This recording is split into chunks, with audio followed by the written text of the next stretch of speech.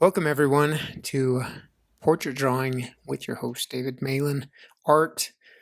I wanted to give a brief overview of my entire process for drawing portraits.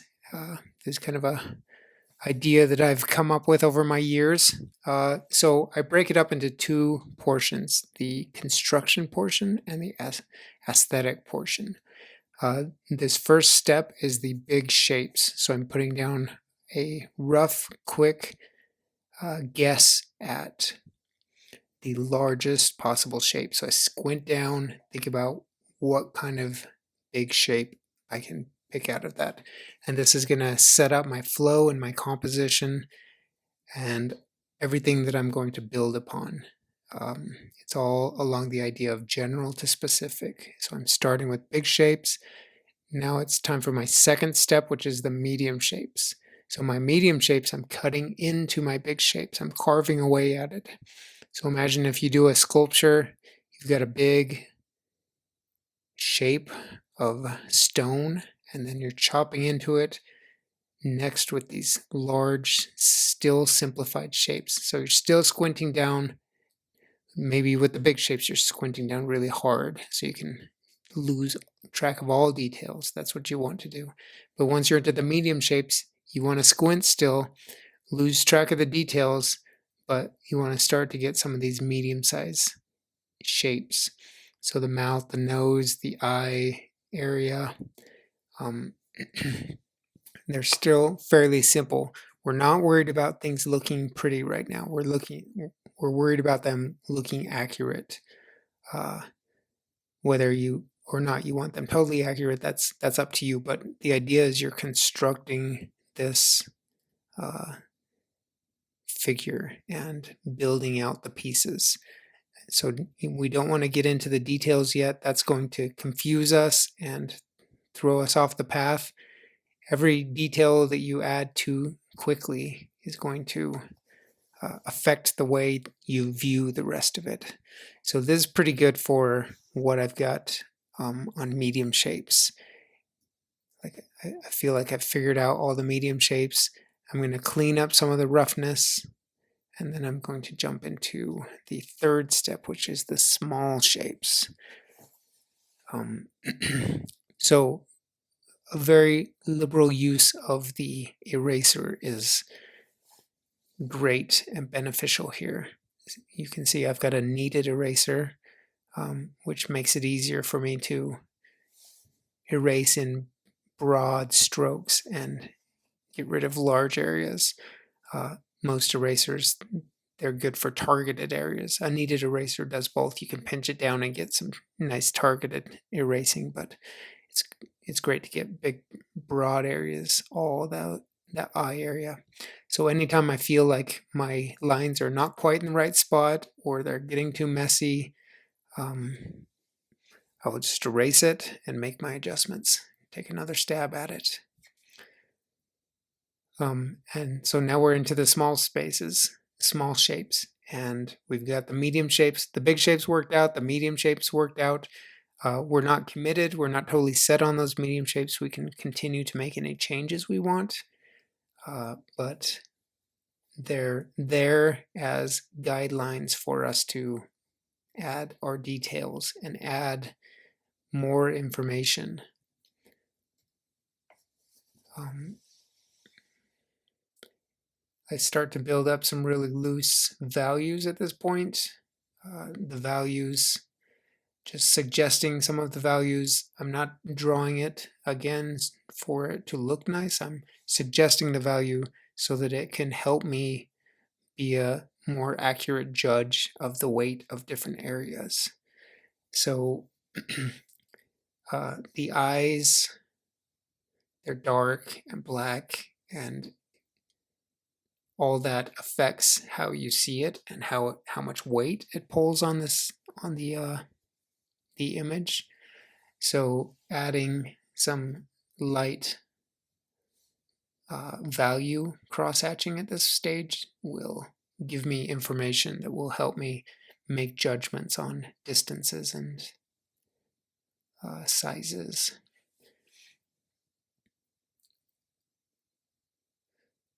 So all this takes practice. The more you practice, the closer you'll get on some of these shapes and distances. These proportions are all the information that you're going to build your pretty picture on. So if I wanted something very realistic, in this case, I'm trying to kind of hurry through it, not take too much time. So I'm moving a little bit faster than I would if I wanted to really spend some time and make sure something was completely accurate. My philosophy with reference generally is that I use the photograph as a starting point, essentially a suggestion of what I'm drawing, but I'm not chained to it. I can play around with the proportions and really do all kinds of different things with it if I want and if it looks right. Before I start drawing, I'm going to think about what it is I'm trying to convey. What feeling is it that I'm getting from this reference that's appealing to me? And that helps me to think about what is it that I want to capture. And then I can think about how do I capture that and also decide when I feel like I am capturing that, either in the shapes or the value or all kinds of different tools within the drawing. So approaching it in this method as a side point, large shapes to medium to small shapes, you can actually play around and make something more interesting than the reference you're trying to create. You can adjust those large shapes. You can play with them in all kinds of ways.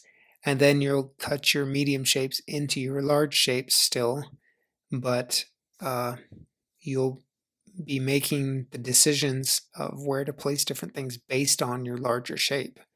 So a lot of times I'll stretch things vertically so it's tall and skinny. It's just a more interesting thing. And then each of the subsequent steps, all my medium shapes, I'm going to chop into that bigger shape, and the eyes will be in the middle of this long oval shape as opposed to in the middle of more of a circular head. So it allows me to do all kinds of different things. So now we're moving into the second phase. As I mentioned, the first half is the construction phase. I'm saying half to make it easier to distinguish, but typically for me, the construction phase might take a quarter to a third of my time, and the bulk of the time is this aesthetic portion. So I've figured out where everything belongs and how I'm going to place it, and I can go through and erase this construction that I've made. And I'm erasing hard enough that the lines are essentially disappearing, but they're still there. They're very light, and I can just draw right over them. I can still see where they are. I can still see the information. It's very similar to building a house. You've got your construction is the the bones of your house is the wood and the 2x4s, and then you're building this aesthetic on top of it. So when you build your house, you don't start with the tile in your kitchen or pretty faucets. You build that at the end once you've got a sturdy house figured out, and then you make your house look pretty. You make all the walls interesting by adding color or framing or different things. But the structure is what I'm thinking about this first half, and then this portion I've moved into the aesthetic. So I will go through each of the portions. You can see right now I'm working on the right eye, and I erase all the information in that right eye and then give it a new pass with prettier lines, darker lines, really kind of a polished look. So this is my cross hatching that I'm doing. Our model in this case is a pretty female, but this also applies to young kids. But you want to minimize how many lines you're you've got going on. If you're working on an old character with a lot of facial characteristics and wrinkles, it's fine to have a lot of lines. But usually with a prettier subject, you want to minimize the lines you're using, because they will read maybe subconsciously as age or wrinkles. So as lightly as you can put those lines in, the better you'll be.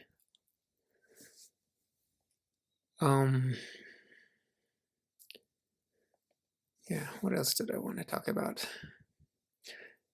So now I'm gonna start to build up.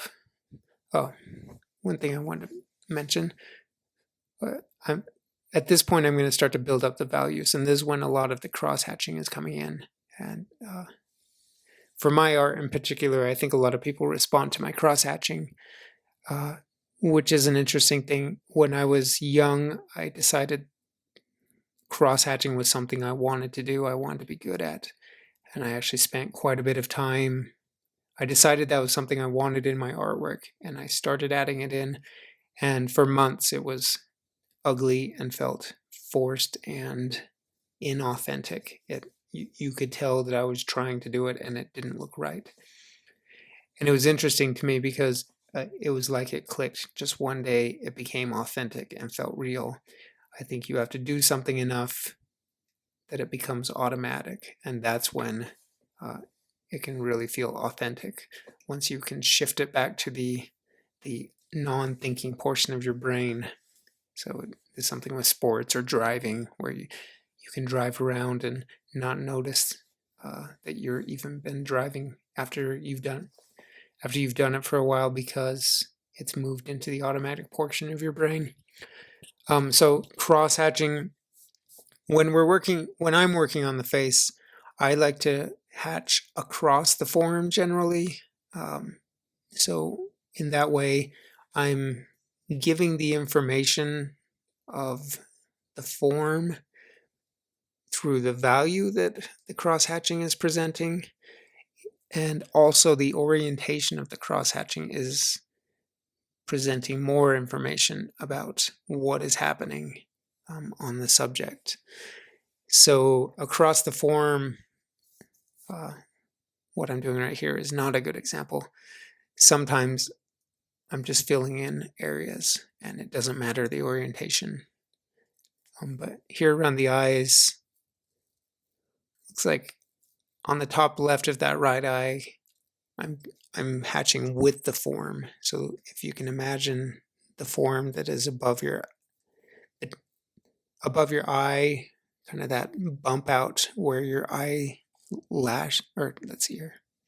eyebrow sits. So I'm drawing with the form, cross-hatching with the form in this case. But with or across the form are generally better, in my opinion. They present information about what that what the form and the structure of that element is on your face. So now I'm going to move over to the left eye. I erase everything. I had a little bit of a challenge with this one because I've got myself some new mechanical pencil lead. By the way, I use a 0.5 millimeter, I believe this is B mechanical pencil lead. I just got a bunch of new lead and it seems to be really soft. So it was a real challenge to shade in all this dark hair, this large area. And after I finished up the video, I actually grabbed a thicker pencil and filled in a little bit more, but it was a soft lead, so I was moving through it pretty quickly. There you can see I just barely added some hatching that is across the form. So I think I mentioned two different things that the hatching does. It creates value, which describes the form. The direction of my hatching will describe the form by its orientation. So either with the form or across the form. Across will be more structural. With the form flows better. I've been moving more towards with the form lately. But there's a third thing that the hatching presents, and I just forgot what it was.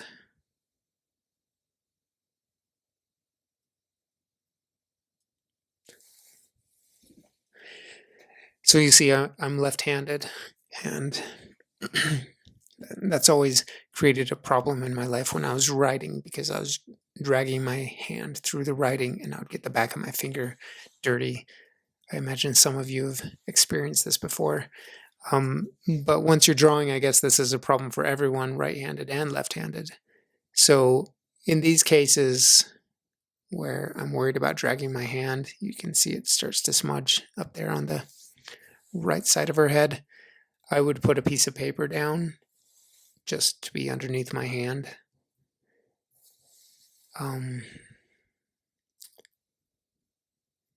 Or just erase it as I go.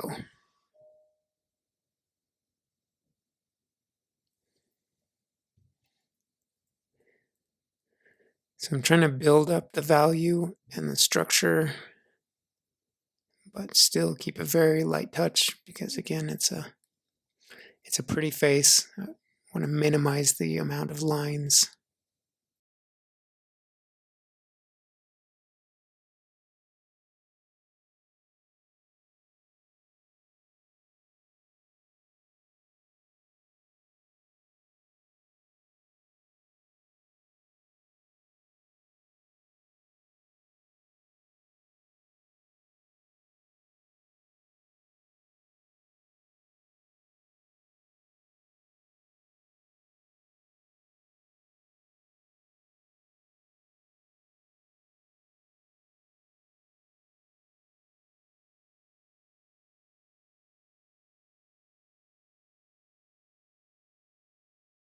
So I feel like this covers most of my process and my thinking process on how I develop a drawing. So the most important idea is working general to specific, working with the big shapes, then the small shape, medium shapes, then the small shapes, and doing that as a construction phase before I jump into my aesthetic phase.